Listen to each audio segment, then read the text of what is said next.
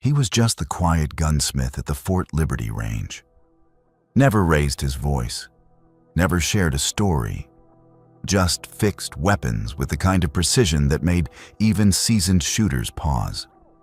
But when a SEAL Team 6 commander caught a glimpse of the faded tattoo beneath his rolled-up sleeve, a trident, 3 stars, and one word, night glass, everything stopped. Because that mark didn't belong to a mechanic. It belonged to a ghost, a legend. One they thought died years ago in a mission so classified it never officially happened. And that was only the beginning. Before we dive in, let us know where you're watching from. And if you enjoy this story, don't forget to subscribe. Fort Liberty, North Carolina. Its very name carried a weight of tradition and expectation.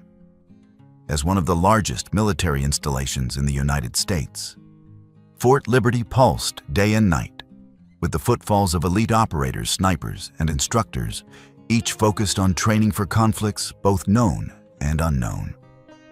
In the southern quadrant, past the busy barracks and obstacle courses, lay Range 3, known to all as the Pit.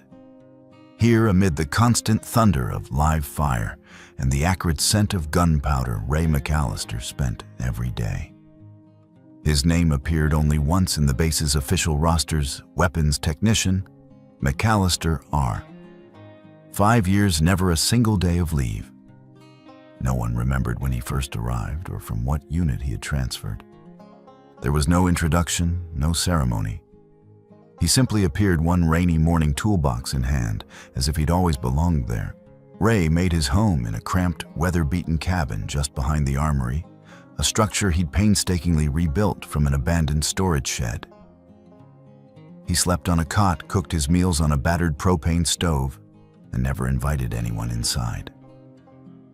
The place bore no nameplate, no welcome mat, no evidence of a past life. Only a row of old rifles above the workbench, a faint odor of gun oil, and silence as deep as the midnight pine forest. Every morning, Ray arrived at the Pit before the sky had fully lightened. By 6:00 a.m., he'd already unlocked the doors, flicked on the harsh fluorescent lights, and made a slow circuit of the armory. He checked the inventory board, wiped down every weapon scheduled for maintenance, and methodically logged the parts he would need for the day. It didn't matter if it was raining or 30 degrees below zero. Ray's routine never changed. His clothes seemed to belong to another decade. A gray faded work shirt with the sleeves rolled high, heavy cotton pants that had been patched too many times, boots whose soles were worn smooth by years on concrete and tarmac. He wore an old leather apron stained with oil and solvent, and never once did anyone see him with a wristwatch or name badge. If he owned a cell phone, it was an ancient flip model, no internet, no camera, just bare-bones functionality. Ray spoke only when the job required it, his sentences clipped, and purely technical barrels got a burr. Triggers dragging right. You're 2 clicks off zero. Idle chatter in the armory made him restless. He'd either turn away busying himself with a cleaning rod, or, if pressed quietly, walk out of the room. Once a corporal tried to draw him into a lunchtime conversation about college football. Ray nodded politely, said, "I've never been much for teams," and returned to stripping an M240. His most distinctive ritual began before dawn, running a precise 3-mile circuit around the perimeter of Fort Liberty, come rain, sleet, or oppressive southern heat. The MPs on the early watch called him the Gray Ghost, the first shadow slipping through the outer fence each morning, moving with a steady, silent stride. When the run was done, Ray would shower in the base gym, then disappear back into the world of steel and solvent until well after dark. On more than one occasion, a junior specialist sent to lock up for the night would find Ray bent over a battered rifle, eyes narrowed, hands moving with the delicate assurance of a surgeon. No one ever asked him to stay late. He simply did, checking every mechanism twice, sometimes 3 times, as if the soul of each weapon was his responsibility alone. Among the junior soldiers, Ray was known half in respect, half in awe as Old Man Gunner. Some of the younger techs joked that he was the metal surgeon, a man who never wasted words, but could bring even the most battered weapon back to life. When an M4 jammed mid-qualification, when a bolt carrier seized, or a barrel warped out, of true the refrain was automatic: get Ray. His workshop was seen as the last refuge for hopeless cases. The trust in his hands ran deep. Soldiers dropped off their weapons with the unspoken belief that whatever was wrong, no matter how obscure, Ray would find it, fix it, and say nothing more. They left their rifles with him like patients with a silent doctor, never questioning, never worrying. Some of the more seasoned SEALs and career officers carried a persistent sense of unease around him, as if Ray's silence was a deliberate mask. "That guy knows more than he lets on," whispered one master sergeant, who had seen Ray adjust an SR-25 with nothing but a glance and a twist of the hand. "He touches an M4 like he spent 20 years with it in a foxhole." The remark wasn't far from the truth. On one occasion, a young sniper complained that his Remington 700 wouldn't hold zero past 700 yards.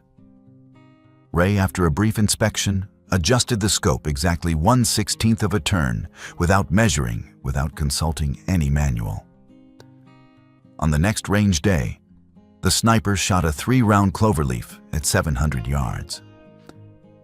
No one had ever seen Ray lose his temper. No one recalled a time he laughed either.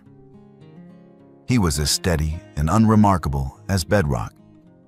And yet somehow everyone on the range trusted him more than the fanciest new officer fresh out of West Point. Ray had no close friends on base.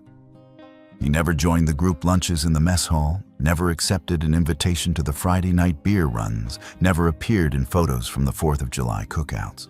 If there were birthdays in the workshop, he would murmur a quiet, happy birthday, and then disappear before the cake was cut. He left no digital trace, no Facebook, no Instagram, no Veterans Association listing. If you searched his name in the military's own personnel system, you'd find only a sparse line, technical transfer details unavailable. An ambitious captain once tried to dig up more information, hoping to learn which legendary unit Ray might have served with. All he found was a brief, bureaucratic note transferred to Armory staff background classified. Ray's cabin was as Spartan as a monk's cell.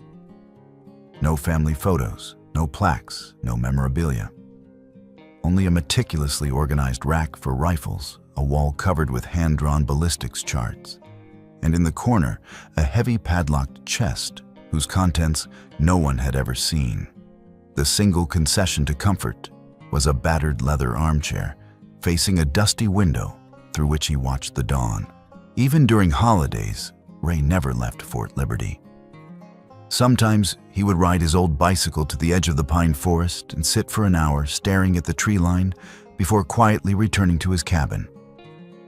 Once a young armorer built up the nerve to ask, "Were you ever a soldier, Ray?" He answered with a ghost of a smile. "I fixed a lot of things in my time. Now I fix guns." That was all anyone got. To the untrained eye, Ray McAllister was just another armorer, quiet and efficient with a knack for bringing dead rifles back to life. But those who paid attention soon realized that Ray never consulted a single manual. Not for the latest MCX Spear, not for the newly issued M110A2, not even for prototype models still in field trials. Whatever landed on his bench, he seemed to know it already, as if each weapon had whispered its secrets to him long before the Army printed the instructions. It wasn't just familiarity, it was instinct. One morning, a young private arrived frustrated with a stubborn M17 pistol that wouldn't chamber rounds. Without a word, Ray took the pistol, weighed it gently in his hands, listened for a few moments, then pressed a finger against the magazine well. "Third round stuck," he said quietly, not looking up. Stripped the mag clean the feeder rail. The private did as told, and the problem vanished. Ray's diagnostic sense bordered on supernatural. Once, a squad leader brought in an SR-25 that felt off. Ray cocked his head, thumbed the action, and let the hammer fall with a sharp click. He nodded. Barrels bent just enough to throw you left. Later inspection proved him right. Every new rifle Ray touched, he would lift and balance briefly, weighing the difference between a healthy mechanism and one just a fraction off. He could feel it a pin out of place, a spring set too hard, a trigger weighted a gram too heavy. There was a story about a Mark 48 that wouldn't shoot straight. The gun's owner had tried everything new, optics, recalibrated sights, endless adjustments. Ray picked up the weapon, fiddled with the windage knob, then twisted it 3 notches to the left, all by feel, not sight. The next day, the machine gun shot perfect groups at distance, stunning everyone. His every movement, disassembly, inspection, reassembly was fluid, almost unconscious.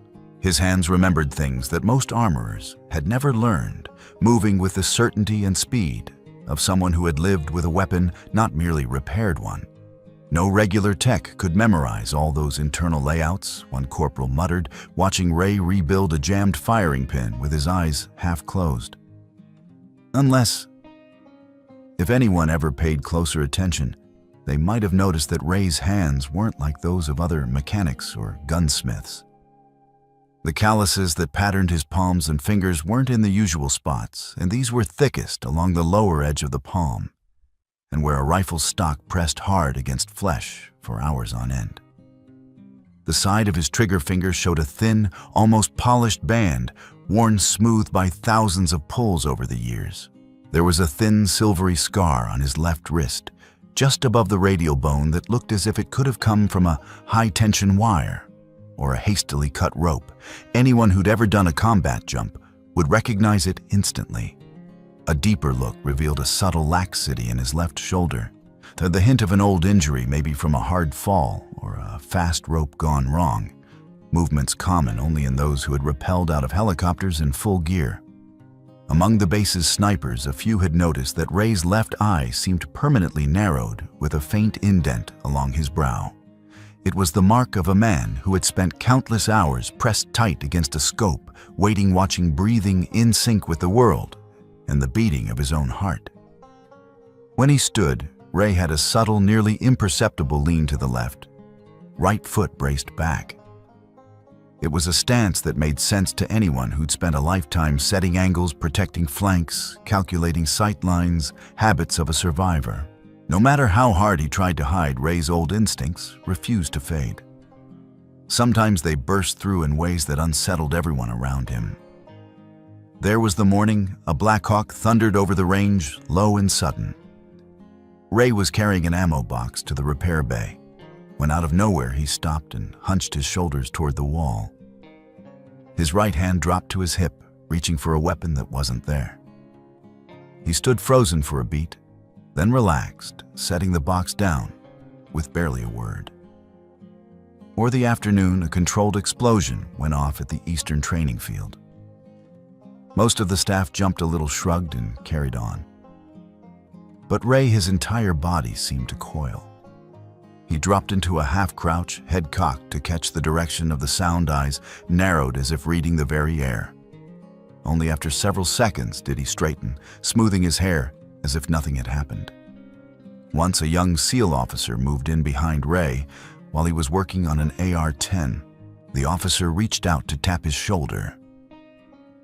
In a blink, Ray twisted, knocked the hand aside with the back of his own, and slid one step back to the wall. The motion was so quick and so sure that the officer blinked in surprise, and Ray, after a moment of silence, simply nodded and returned to his workbench. There was no apology, no explanation. Each reaction was far too practiced, too clean, too ingrained to have been learned anywhere except under fire. No one who'd spent their life at the rear ever moved like that. These were the moves of a man who had survived more than one close call. Rumors moved through the ranks, the way wind slipped through the pine needles beyond the range. Among the younger SEALs, whispers started to surface. That old guy, he's not from any tech school I've ever heard of. Maybe he's been places we only read about. Others speculated bet he used to be JSOC. Or even SEAL Team 6. The idea hung in the air, never spoken too loud. Someone eventually worked up the nerve to ask. Ray, they ventured quietly one evening as he was closing up the armory. Did you ever serve, out there? Ray's answer was pure silence. He met the young man's eyes for 5 long seconds, face unreadable, then went back to locking away his tools. A few of the more determined officers took to checking the official photographs from old SEAL reunions, scanning the lists of decorated veterans, the memorial walls. Ray's name was never there. He didn't appear in any group shots, didn't show up in the online archives, wasn't listed among recipients of medals or commendations. It was as if, on paper, he had never existed, neither alive nor dead. Just a shadow moving through the background of a dozen forgotten operations. That silence, that void, became a wall. Those who might have pressed for answers found themselves backing off, unwilling to trespass further. I don't know who he is, said an old artilleryman one night, cleaning his gear by the flicker of a single bulb. But if I ever go back into the shit, I want him to check my rifle before I do. In the armory, Ray continued, as he always had, invisible, indispensable, and utterly alone. Fort Liberty was a proving ground, and there were those who lived for the test. Gunnery Sergeant Travis Bell was one of them, a veteran instructor of artillery and heavy weapons, his reputation built on strict discipline, and a talent for putting cocky young soldiers in their place. For years, Bell's voice had thundered across the ranges, demanding respect, order, and total attention from every recruit. He relished the hierarchy, thrived on routine, and ruled with an old-school confidence that brooked no argument. Ray McAllister, however, didn't fit any of Bell's categories. To Bell, Ray was the very picture of obsolescence, a quiet, gray-haired man with grease-stained hands and a habit of fading into the background. He saw Ray's silence as an insult to his age, as proof that he was past it, his independence as a kind of quiet defiance. To Bell, Ray wasn't just a misfit, he was a challenge, and challenges were meant to be tested. For months, Bell had needled him in small ways, never missing a chance to make a jab. Used to handle a rifle, I bet that was back when Reagan was in office. Or with a wink at his squad, times change, old man. Not much use for relics these days. The comments were always delivered loud enough to draw a chuckle or two, but Ray never took the bait. He just kept working, polishing barrels and resetting triggers with the same steady patience. It all came to a head one morning. The air was heavy with the promise of rain, and the armory was crowded 10 special operators in black t-shirts and camo pants, plus 2 junior officers milling around as weapons were checked in and out. Bell arrived late, his entrance punctuated by the sound of his boots thudding across the concrete floor. Under one arm, he carried the unmistakable bulk of a Barrett M82A1, a .50 caliber anti-material rifle that looked even at rest, like a weapon made for gods and monsters. As he made his way to Ray's bench, a hush fell over the room. Everyone knew something was about to happen. Bell set the Barrett down on the battered work table with a thud that sent a tremor through the floor. Well, now Bell announced loud enough for all to hear, "Let's give the kids a show. Time for old man Gunner to earn his keep." His eyes were cold, his smile just this side of cruel. "Let's see how you handle real firepower, Ray." No one spoke. Some of the younger operators looked away, uncomfortable, but others watched with a mixture of curiosity and unease. The air hung thick with anticipation, part of them not wanting to witness the humiliation, part of them unable to look away. Ray said nothing. He simply regarded the massive Barrett for a long moment, his face unreadable. He slid his calloused hands along the length of the weapon, fingers pausing at every joint and seam. Then, with methodical calm, He removed the magazine, checked the chamber, and tilted the rifle to catch the light. He didn't ask for a manual, didn't mutter a word of complaint or confusion. Instead, he placed his left palm flat against the receiver, closed his eyes briefly, as if listening for a heartbeat, and began to work. The way he moved was eerily precise. Unhurried, economical, every gesture the result of practiced intuition rather than conscious thought. Rather than strip the rifle down entirely, Ray worked in sections. He unlatched the upper receiver, ran a finger over the piston, and the bolt assembly probed the gas system, checked the optics, and manipulated the charging handle. Each movement was smooth and certain, unburdened by hesitation. As the minutes passed, the mood in the armory shifted.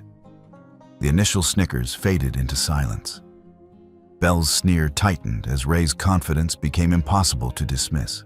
A private whispered, half in awe, "He looks at that rifle the way a doctor looks at a patient on the edge." After about 5 minutes, Ray set the Barrett aside and wiped his hands on a rag. He turned to Bell and the assembled crowd, his voice low but firm. "There's more wrong here than a little neglect." He pointed first to the gas piston. "Piston's fouled. See the carbon around the bleed pressure's not moving through evenly. Looks like it's jammed, maybe on purpose. Someone might have nicked the gas tube here, see the scratch?" He shifted to the optics. "Rear mounts worn down, can't hold a zero at distance. This scope will wander probably off by a minute of angle or more at 1,000 yards." He worked the bolt, letting everyone hear the click. "Bolt's been overfiled. Someone's taken metal off the lugs, won't hold a proper lockup. Firing this hot could blow it right back in your face." Ray pressed the recoil spring between his fingers. "Return spring's gone soft, 15% down if I had to guess. More felt recoil, less control on follow-ups." He turned the action over, exposing a narrow scratch on the guide rod. "See this? Someone scored the rod here right where the cam engages. Fire on auto, you'll get a harmonic that'll throw your rounds wide. Deliberate, I'd say." Last, he dropped a light into the chamber. "Look at this, barely visible, but there's a hairline cut inside the chamber. Looks like someone dragged a razor along the throat. That'll destabilize rounds on exit. No way that's accidental." Ray paused, glancing at Bell. "This isn't just wear and tear. Somebody wanted this gun out of action or wanted to see if I'd catch it. If it's a test, it's a dangerous one." A heavy silence fell.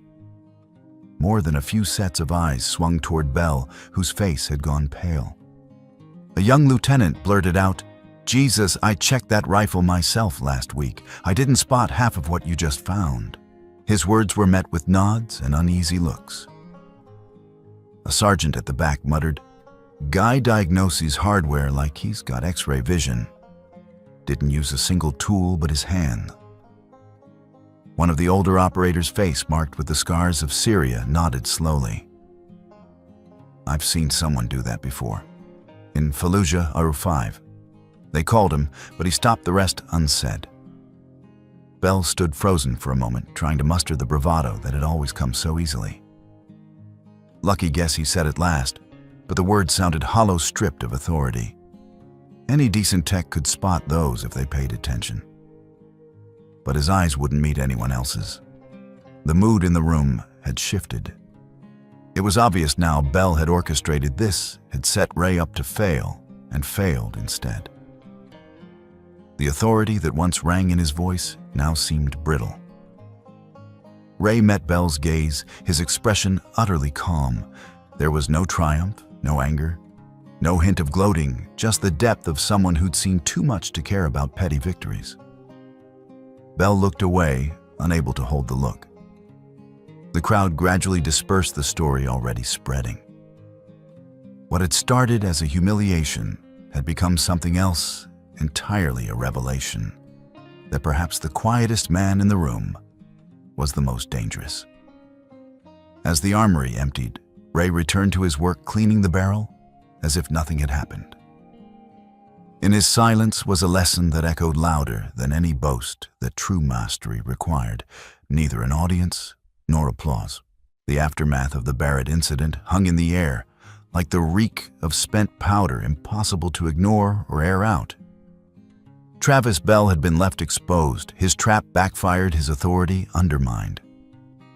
For a man who prided himself on being the standard bearer of the range, it was a humiliation he could neither explain away nor confront directly. Ray McAllister had upended the dynamic simply by doing what he did. Best see fix and remain silent.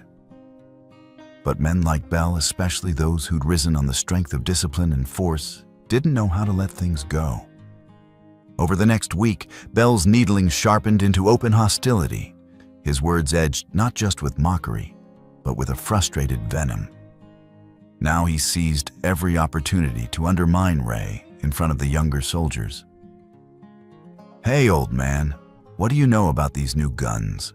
Bell would bark as Ray worked quietly at his station. "Bet you could fix an M16 from Desert Storm. But these days, we use real equipment." The remarks were always loud, always calculated to draw snickers from the green privates and nervous glances from the more experienced. Sometimes Bell would make a show of rolling his eyes when Ray passed, muttering under his breath, "Relics belong in museums, not on my range."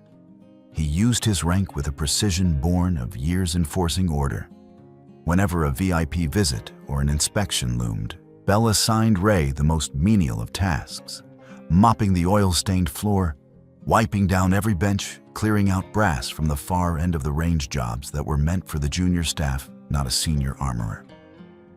Bell would scrawl Ray's name on the duty roster and make a point of telling the others, "Let's keep the place clean, folks. We don't want the old man getting lost in the dust." The technical work never stopped coming. If a weapon came in mangled beyond recognition, warped barrels, seized bolts, complex malfunctions, Bell sent it straight to Ray's bench. But the paperwork always went missing, leaving Ray's contributions unrecorded in the daily logs. When questioned by an officer, Bell would shrug, "Don't know who fixed that one. Probably a team effort." The worst came on a sticky afternoon when Ray was fine-tuning the scope on a designated marksman rifle. He just finished aligning the reticle, his hands moving with the patience of a clockmaker, when Bell strode over and slammed his palm down on the table. The jolt sent screwdrivers and springs clattering to the floor. "I don't see a single report with your name on it," McAllister Bell sneered, his voice echoing through the armory. "Just who the hell brought you here anyway? We don't take ghosts off the street."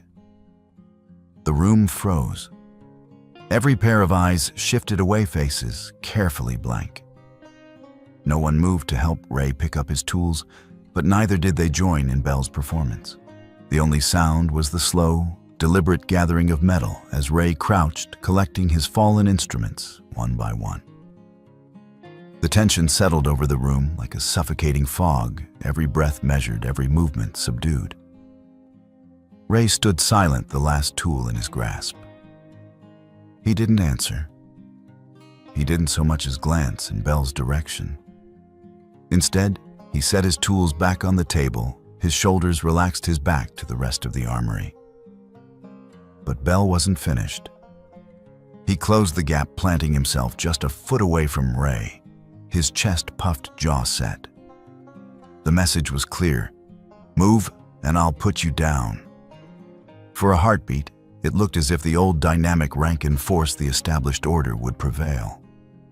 Bell's voice dropped thick with derision. "You're quick with your hands, McAllister. Maybe you were always better at dodging bullets than firing them." For the first time, Ray responded, though not in words. In one smooth motion, he rose to his full height and turned his right hand, closing around the handle of a screwdriver left on the table. The transformation was electric and terrifying. In that instant, the hunched, silent armorer vanished, replaced by something else, something sharp and alive. Ray's eyes, usually soft and downcast, snapped up cold and calculating.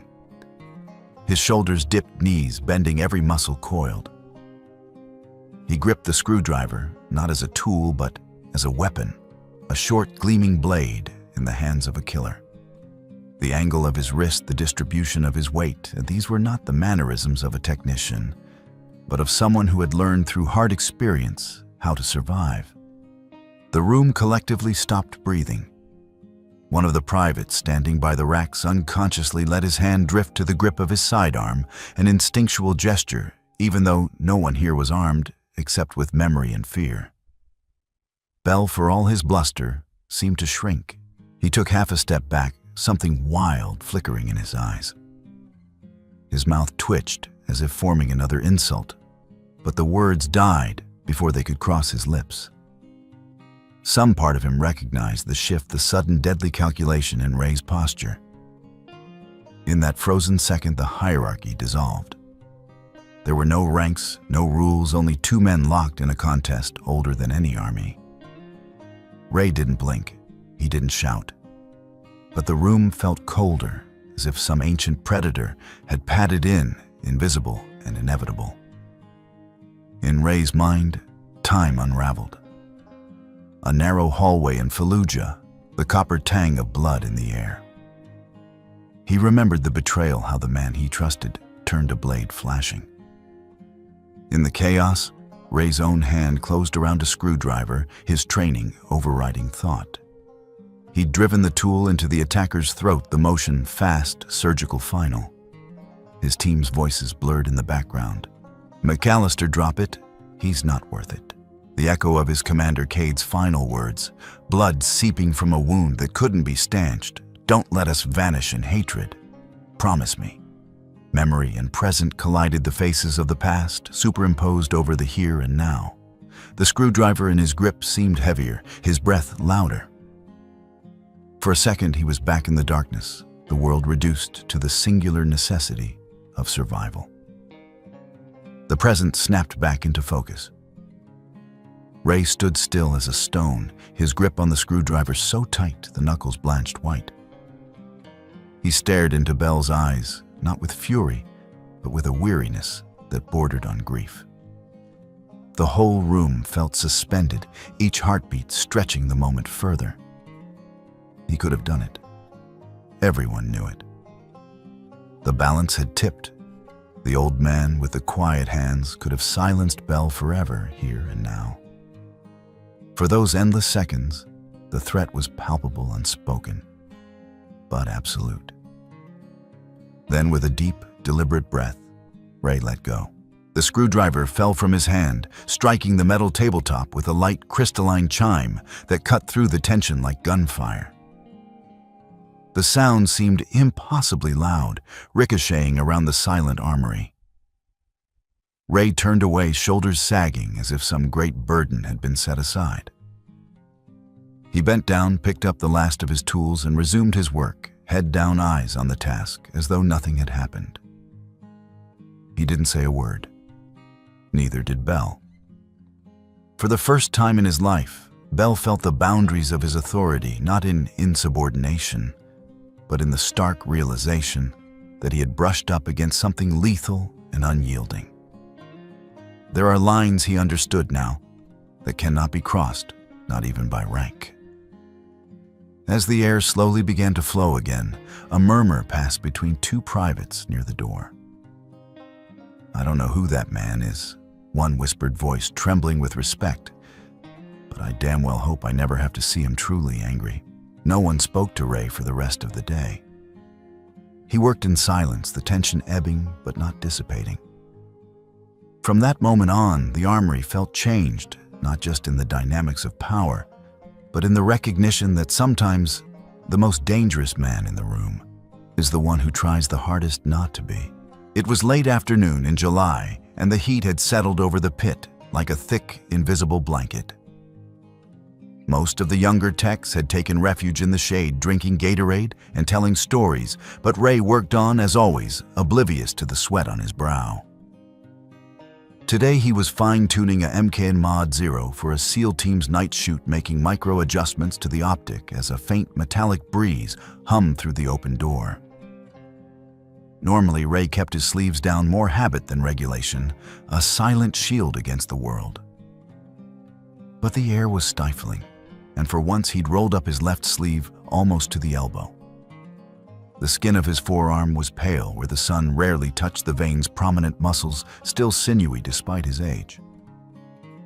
A junior operator passing by stopped mid-step, his eyes snagging on Ray's arm. The kid was only there for a second, but something about what he saw rooted him to the spot, eyes wide and jaw slack. Others glanced over, curious at the sudden pause. And in the odd hush, Lieutenant Commander Adam Reyes, commander of SEAL Team 6, and not a man easily shaken, happened to look up from his conversation across the bay. He saw the tattoo too, and his demeanor changed in an instant. Reyes was known for calm under fire, but now his gaze narrowed, all trace of humor vanishing from his features. He strode over the rhythm of his boots, echoing off the walls. Ray, absorbed in the fine tuning of the MK-11's scope, didn't notice the crowd gathering. But as the room went quiet, he finally looked up, following the collective gaze to his own arm. There, inked into his skin with the faded precision of a memory, was a SEAL Trident Classic, predating the 2001 redesign, with the Eagle Anchor flintlock pistol and trident forming a symbol as old as the teams themselves. Beneath the badge, in delicate italic, was a single word, Nightglass, and below that, clustered along the inner bone, were 3 small stars, each outlined bold-etched with the care of a craftsman. The tattoo was battered but unmistakable, a signature both secret and sacred. Reyes took it all in, and something in his posture shifted respect, caution. Maybe a little of both. Reyes didn't raise his voice, but every syllable carried the gravity of command. "That's not regulation," he said softly, as if speaking to himself. "That's legacy." A couple of SEALs edged closer, the younger ones, sensing the tension, the older ones glancing at each other with growing suspicion. The words Nightglass had never been spoken aloud in public. No official record, no mention in after-action reports, just a whispered rumor among a select few. Reyes looked Ray dead in the eye. "Who gave you the right to wear that name?" His tone was sharp, but there was an undercurrent of awe, even fear. Ray met his gaze, expression unreadable. He didn't answer, not at first. He simply rolled his sleeve up higher, exposing the full tattoo to the fluorescent light. The old trident gleamed against his skin. It was the original, issued only to SEALs who had served before the team's modernization. The next detail was unmistakable. Operation Nightglass, not just a nickname, but the code name of a mission so classified even most brass never heard of it. The 3 stars, arranged in a triangle beneath the text, were bordered in fine, dark lines. Up close, Reyes could see that each star was inscribed in impossibly tiny letters with a name. Reyes's hand trembled. For a long moment, he said nothing. But then, moving with careful deliberation, he pulled out his encrypted phone, thumbed a code, and waited for a secure channel to open.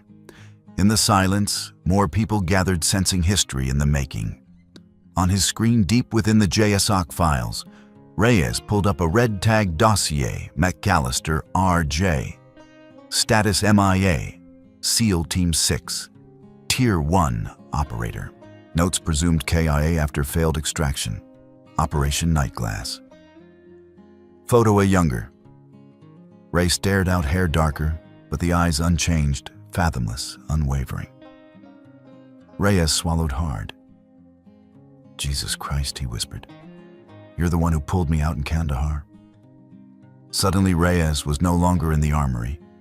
He was back in southern Afghanistan, Kandahar 2012. The memory came with a rush of adrenaline and dust, the panic, the desperate confusion, as his unit was pinned down by a Taliban sniper team. Every avenue of escape was cut off.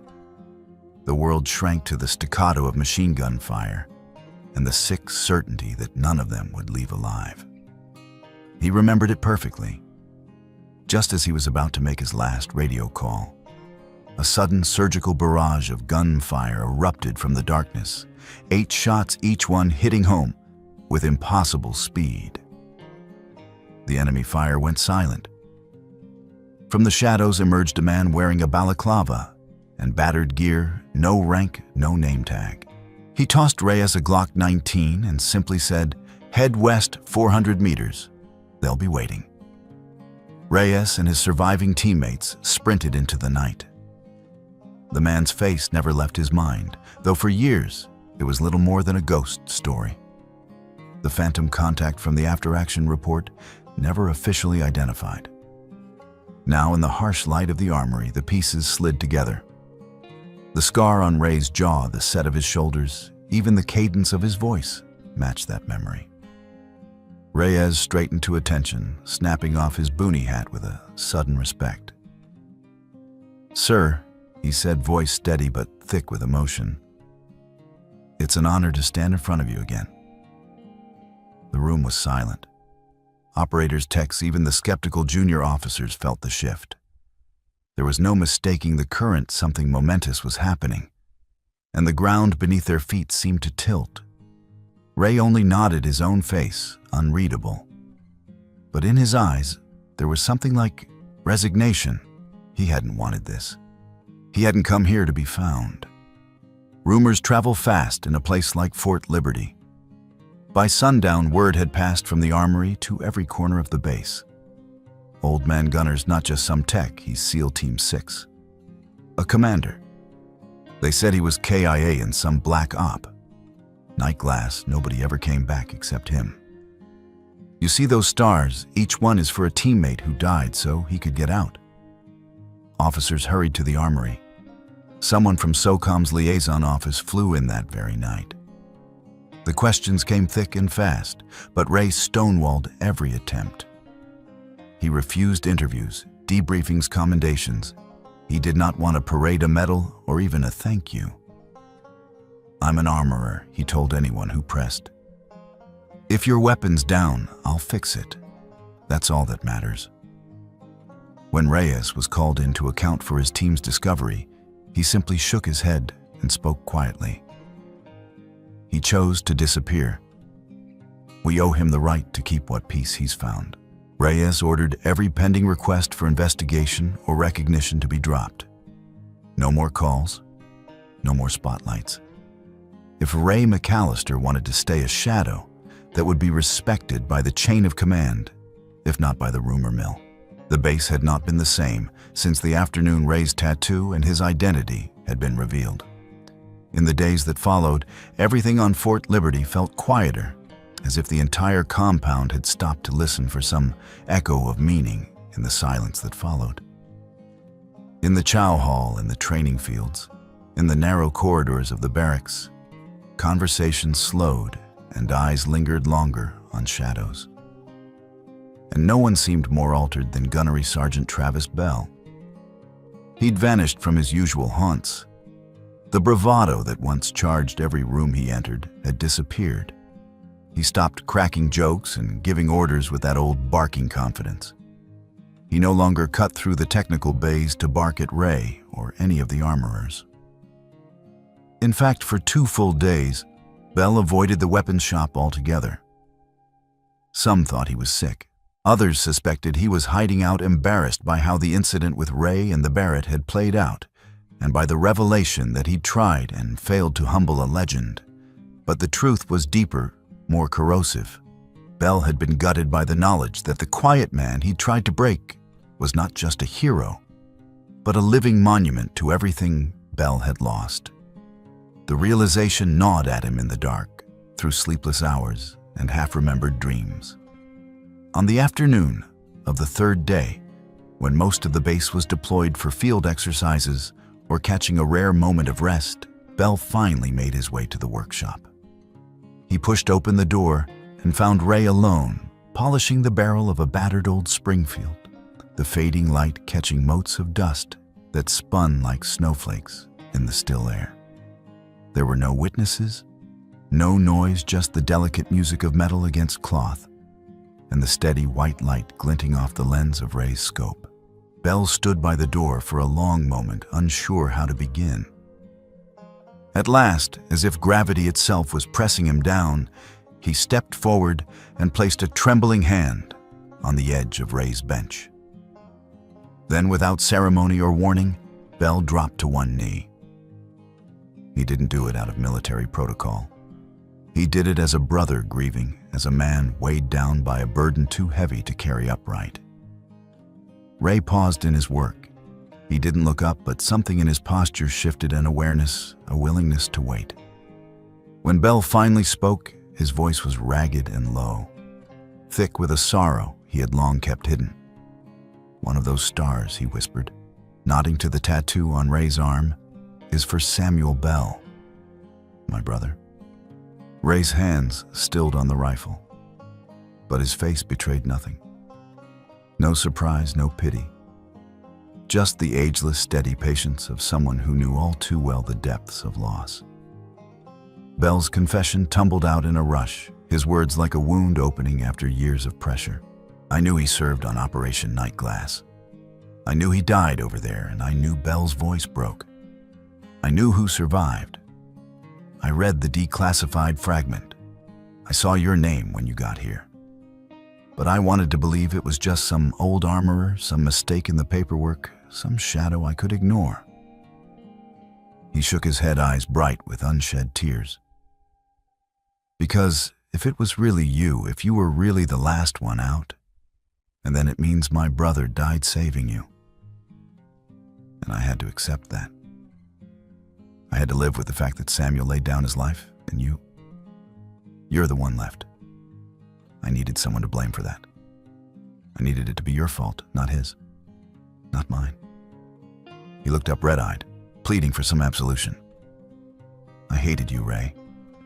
Not because you did anything wrong, but because you lived. And I needed someone, anyone, to hate for that." Ray still didn't rise from his seat. He laid the cloth aside, wiped his hands, and turned his tired gaze to Bell. For a long moment, he said nothing, letting the weight of Bell's pain settle between them. At last, his voice came quiet but unwavering. "Your brother was a good man, a damn fine operator, one of the best I ever served with." The words hung in the air, not as comfort, but as a statement of fact.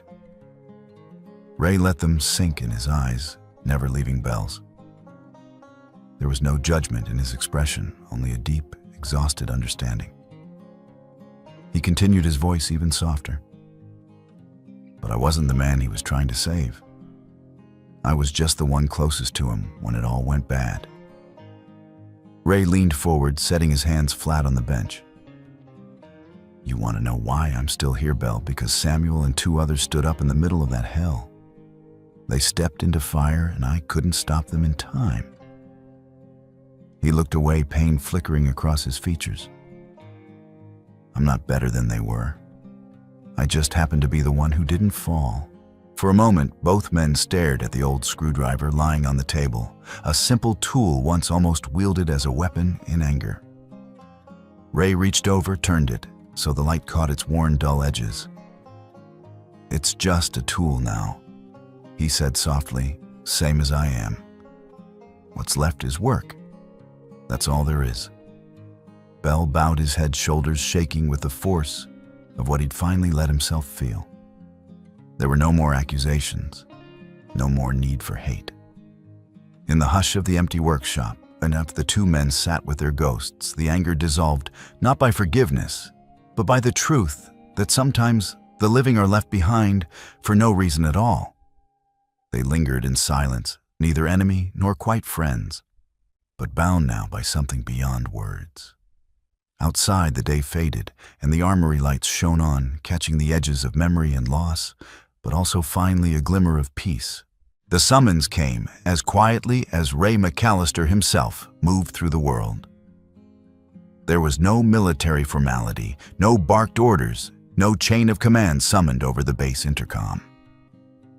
Instead, a sergeant simply appeared at Ray's bench late one afternoon, clearing his throat as Ray finished cleaning the last of a battered 1911. "General Monroe would like to see you, sir." Now if you're free." Ray nodded once and followed, still in his faded gray shirt sleeves, rolled boots dusted with the grit of the armory floor. He noticed absently that his hands were still faintly stained with oil and powder marks of honest work, the kind that had always kept him grounded when everything else threatened to come unmoored. The office was at the far end of the main administrative building, a place Ray rarely had cause to visit.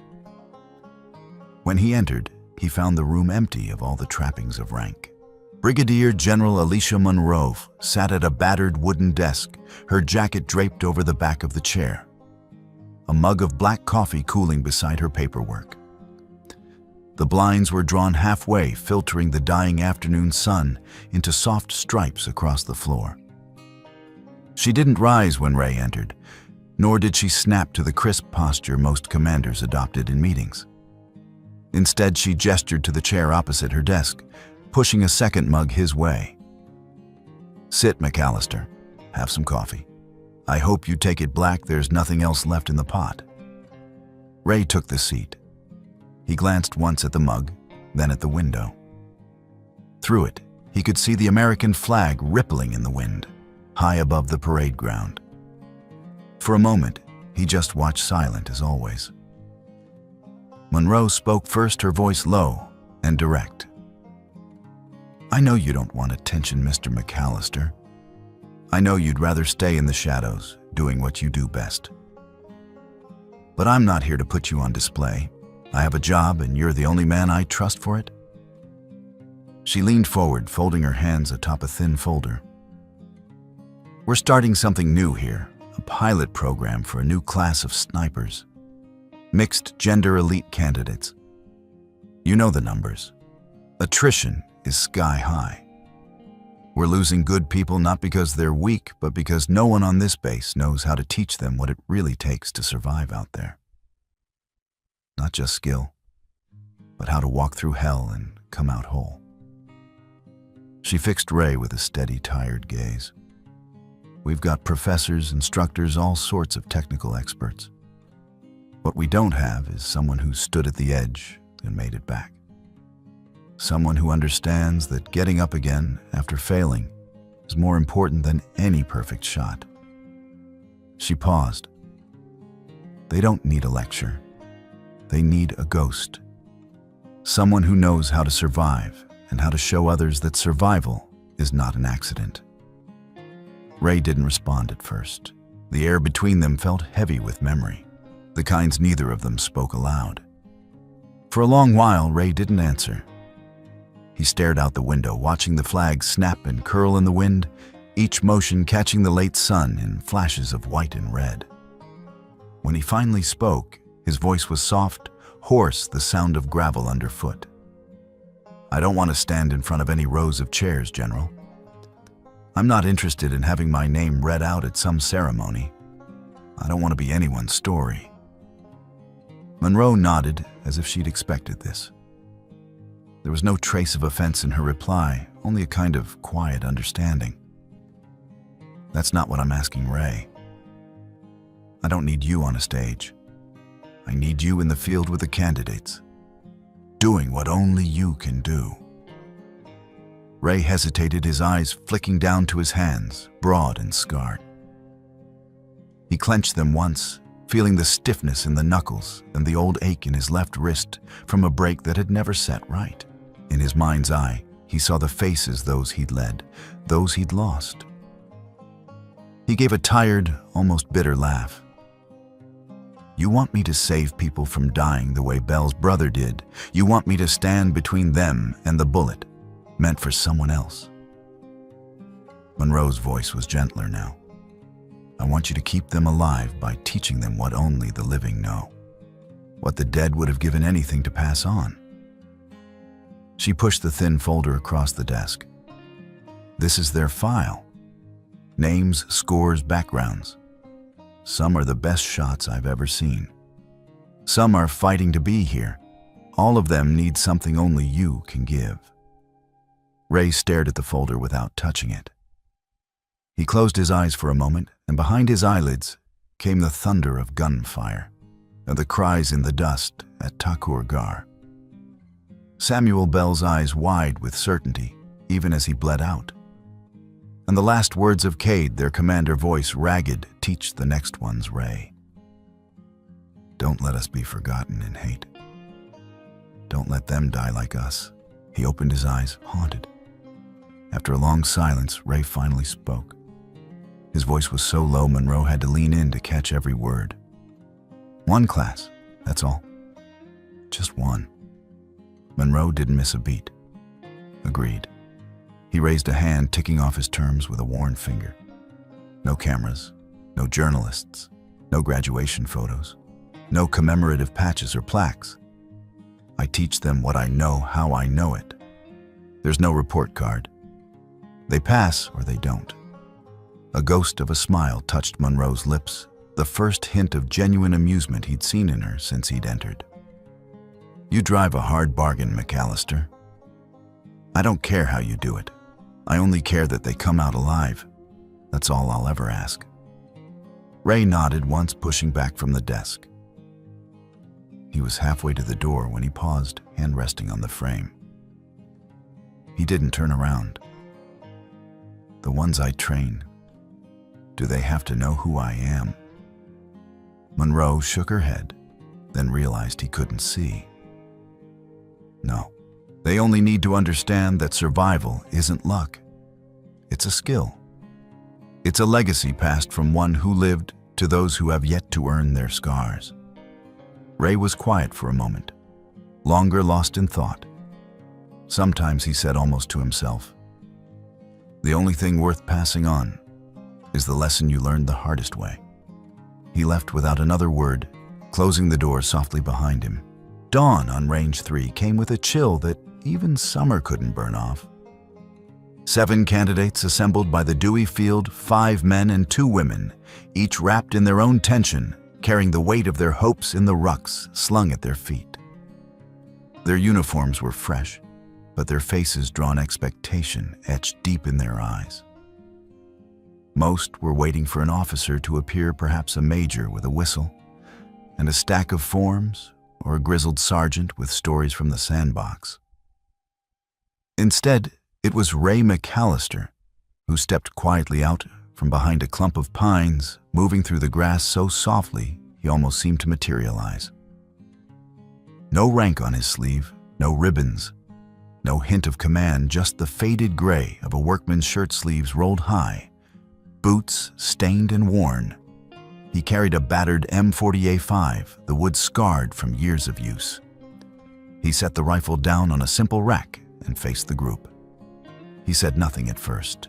Some of the candidates exchanged glances, uncertain if this was a trick, some form of prelude to the real instructor's arrival. Bell stood a few paces back, arms folded, jaw set, watching in silence. Ray's voice, when it came, was low, almost lost in the wind. You each have 7 days to make this rifle part of your own body. If you can't, you don't belong here. That's all.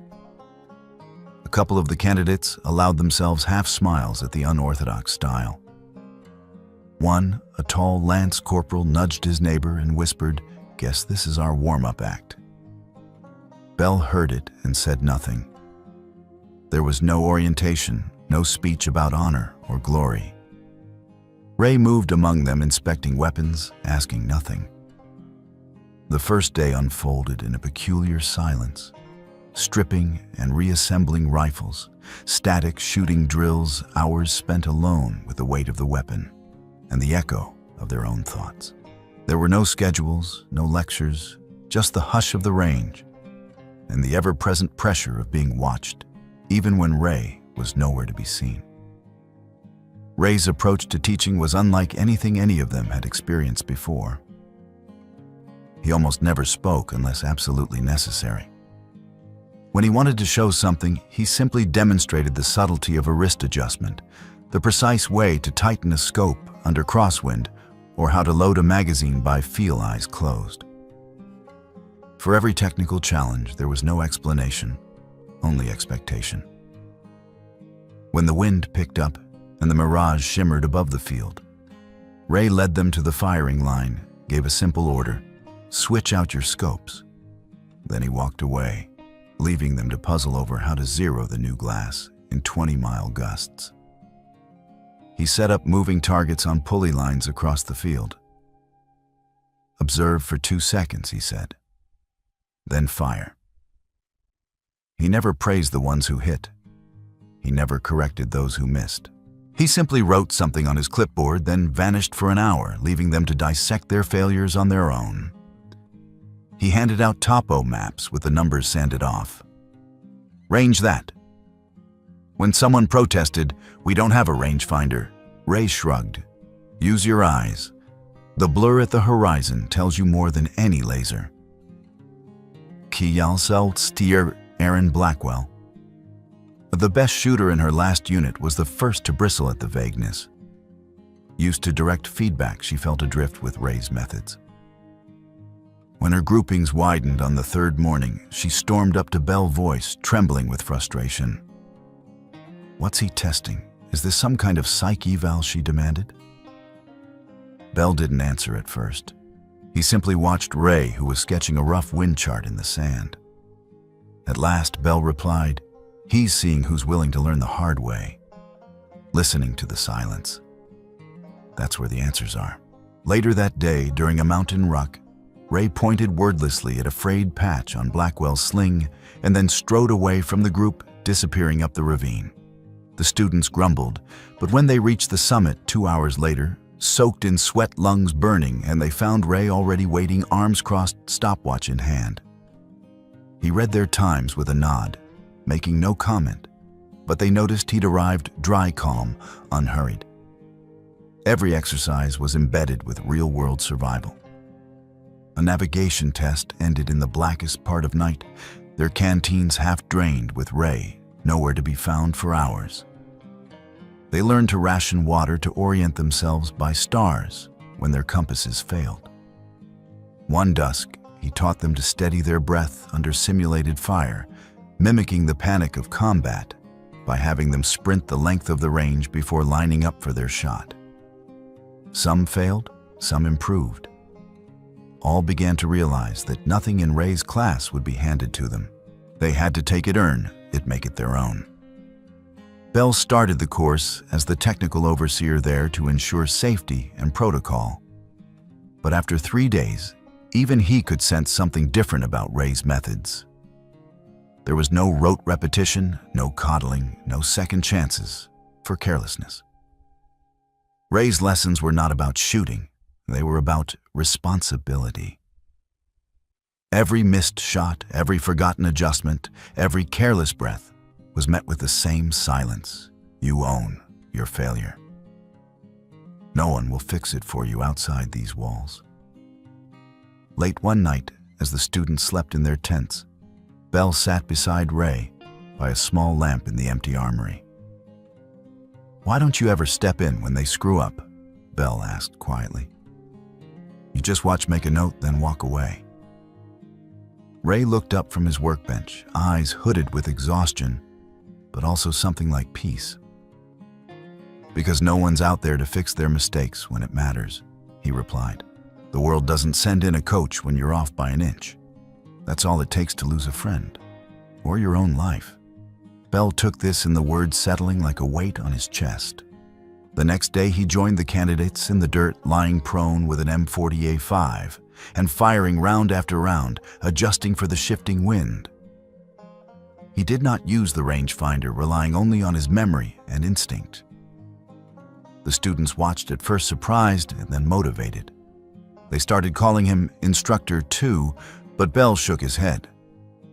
"I'm here to relearn what matters: respect for a bullet and what it can take away." As the week wore on, Bell found himself letting go of old certainties, letting Ray's silence teach him as much as it did the students. On the 7th day, the candidates gathered in a pre-dawn hush, faces drawn, nerves raw. Ray stood before them, hands folded behind his back. He said only, "Today is not about skill. It's about resolve." The challenge was straightforward in theory, brutal in practice track, and engage a concealed target somewhere in a 3-mile woodland course using only a map, a compass, and their intuition. No GPS, no help, just themselves and the forest. Each candidate slipped away at intervals, their steps swallowed by the undergrowth. Hours passed. When they returned, sweat-soaked and mud-splattered, their stories varied. Some lost the trail. Others missed the target. A few gave up altogether. In the end, 3 emerged as standouts. CPL Erin Blackwell, who had nearly quit on day 3, managed to track her moving target and hit a clean shot in under 3 seconds. Her breath, steady eyes, locked nerves like coiled wire. Sergeant Kyle Rudd, who had lagged behind all week, positioned himself at a disadvantageous elevation, but held his shot using controlled breathing to squeeze off a hit at the outer limit of his range. LCPLer Naomi Farris did not fire. Instead, she radioed in reporting that a civilian had entered the area behind her intended target. She chose not to risk the shot. Ray, upon reviewing her footage, simply nodded. There was no higher lesson than knowing when not to pull the trigger. The results were posted quietly, these 3 the first to pass Fort Liberty's most grueling, mixed-gender sniper assessment. No celebration, no marching band, just the satisfaction of having survived something that few could understand. On the final evening, there was no formal ceremony. No banners, no cameras, no speeches. Each candidate who finished the course found a single round of 7.62 NATO waiting on their bunk, the brass hand etched with the words, "Earned in silence." They gathered for a few moments in the dusk, standing in a loose circle. Bell, standing off to one side, offered a few words. His voice, once a weapon, now rang with a gentler authority. "I used to think strength was the loudest thing in the room," he said. "Turns out it's the one shot that lands when no one is watching." No one clapped. There was no need. Ray didn't take the stage. He stood in the shadows beyond the firelight, arms folded, watching as the new graduates accepted their bullets and their burdens. For him, the greatest reward was seeing them walk away whole, carrying not just a new skill, but a new respect for what it meant to carry a rifle and a life in silence. As Erin Blackwell accepted her round, she bowed her head and whispered just loud enough for Ray to hear, "Thank you, Instructor 1." Ray nodded his reply, as quiet as the breeze that carried her words away. That night, as the base slipped into uneasy dreams, the legacy of Ray McAllister was already beginning its silent journey into the next generation. 2 days after the silent graduation, Bell made his way to the weapons shop before sunrise, his boots crunching softly on the gravel as the world was just beginning to lighten. He had come in early, as always, expecting to find Ray hunched over a workbench, wiping oil from some battered receiver or sorting tools with his usual silent focus. But this morning, the place felt different even before he stepped inside. The door was closed, but not latched. When Bell pushed it open, the hinges barely made a sound. He stood for a moment, letting his eyes adjust to the half-light. The shop was spotless, tools wiped and racked the floor, swept clean, every surface gleaming as if it were waiting for inspection. But the most telling sign was absence. Ray was gone. Bell checked the back room. The cot was stripped, the old trunk gone, even the battered coffee mug vanished from the shelf. Only the faintest hint of gun oil lingered in the air, a scent that already seemed to be fading.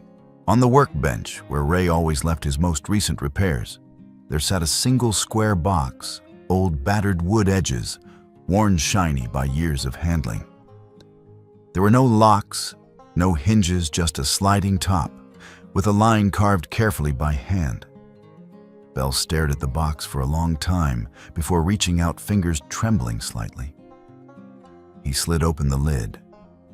Inside, arranged with the same precision Ray had always shown, were 3 items, a single wooden bullet perfectly lathed, as if meant to outlast the real thing.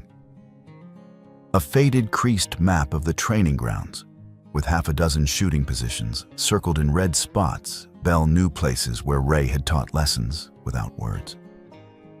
A Polaroid photo edges curling, showing three young men in camo laughing around a campfire, rifles propped against their knees.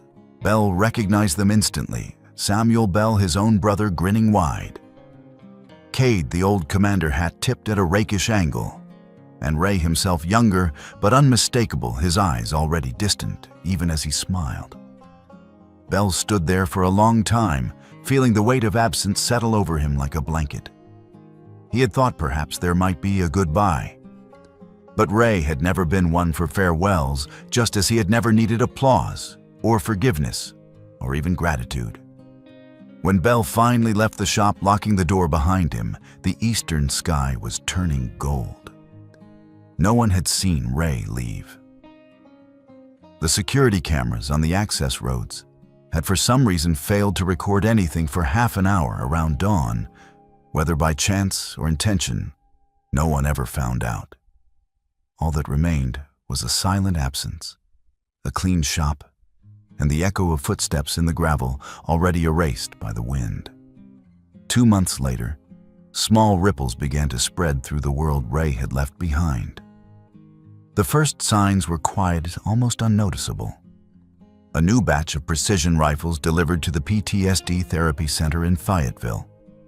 Advanced optics arriving unannounced at a rehabilitation camp for wounded soldiers. Training grants suddenly available for young women applying to advanced marksmanship schools appeared with no named sponsor. Eventually, the pattern became impossible to ignore. Each gift, each grant, each quiet intervention bore the same name on the paperwork: Nightglass Initiative. There was no office, no website, no press release. Shipments simply arrived when and where they were most needed, sometimes with only a handwritten note attached, always unsigned. The initiative funded research into battlefield trauma recovery, bringing in psychologists to train squad leaders in resilience techniques that went beyond anything in the standard manuals. Grants were awarded to female snipers for travel and advanced courses. A few of the more observant soldiers noted that funding always seemed to find the units struggling hardest to hold on to hope. Bell found himself listed as the point of contact for the Nightglass Initiative, though he never applied for the job. When he tried to trace the source following dead-end leads, anonymous emails, even old Army paperwork, he found nothing but silence. Once and only once, an email arrived in General Monroe's inbox. The address was a random string of letters impossible to trace. The message was simple. Legacy doesn't need a name. It only needs someone to keep it alive. For no one on base ever mentioned Ray's name aloud, but the changes he set in motion could be felt everywhere, like the memory of a wind that lingers after the leaves have stopped moving. Not long after Ray's disappearance, Bell filed a request to repurpose a patch of land behind Range 3, a place that caught the morning light, shielded from the wind by a sprawling old oak. The forms were approved without question. Working alone, Bell cleared the ground, laid fresh sod, and planted 3 stones in a gentle arc beneath the oak's shade. They were simple, no granite, no gold leaf, just river stones he'd carried himself from the creek that ran behind the barracks. He carved each one by hand, Samuel Bell. A brother never forgotten. Jackson Cade, a commander never left his post.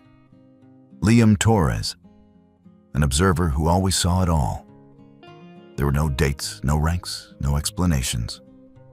Only the names and the words that mattered. Each Saturday morning before the base fully woke, Bell walked out to the garden. He knelt and pulled weeds, polished the stones with an old handkerchief, and read the names aloud, his voice a soft benediction, half prayer, half greeting. Sometimes a former student would appear, one of the new snipers, a combat medic, or a junior officer who'd once failed and learned to stand up again. They would sit for a moment, silent, letting the wind pass through the leaves. There were never speeches. No one took photos. Each visit was a presence, not a ceremony. With time, the garden became a place where people brought what they couldn't say anywhere else: regret, grief, hope, memory.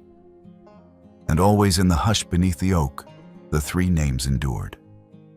One misty morning in late October, Lieutenant Commander Adam Reyes received a plain brown envelope with no return address. Inside, he found three things: an old battered challenge coin, one side engraved with the seal trident, the other marked with a string of numbers coordinates, he realized. A small scrap of paper handwriting, spare and unmistakable. Some souls can only live where no one calls their name. Reyes sat for a long while at his desk, running his thumb over the coin, tracing the numbers. When he entered them into a map, the coordinates pointed to a remote mountain outside a town of 400 souls in Montana, far from any base, almost off the grid. He took leave and drove west, winding through pine forests and mountain passes, until he reached the edge of the world. He parked his truck at the base of a narrow trail. The sun had barely risen. The fog rolled low across the grass, catching the first cold breath of autumn. At the end of the path, he stopped, heart thumping. Down the ridge, running with the slow, patient rhythm of a man who has run this way every morning for years, was an old man in a gray shirt, hair silver in the weak light. Ray did not look back. He did not slow. Reyes watched as he crested the hill, the outline of his form already blurring into mist and sunlight, each stride sure and steady. Reyes did not call out. He simply stood at attention, hand raised in silent salute, a gesture that needed no witness and expected no reply. As Ray vanished into the distance, Reyes understood at last: some people do their best work unseen. Their footsteps linger long after they are gone, guiding others in silence over ground no monument will ever mark. In Montana, in the hush before full daylight, the legacy of a ghost endured not in medals or in speeches, but in the living, breathing courage of those who keep moving forward even after the world has forgotten their names. Thank you for staying with us until the end of this story. We'd love to hear from you. Share your thoughts in the comments below and let us know your favorite part. If you enjoyed the journey, don't forget to like, share, and subscribe to our channel for more captivating stories like this one. And don't miss out. Hit the notification bell so you're always updated on our latest content. Your support truly means the world to us.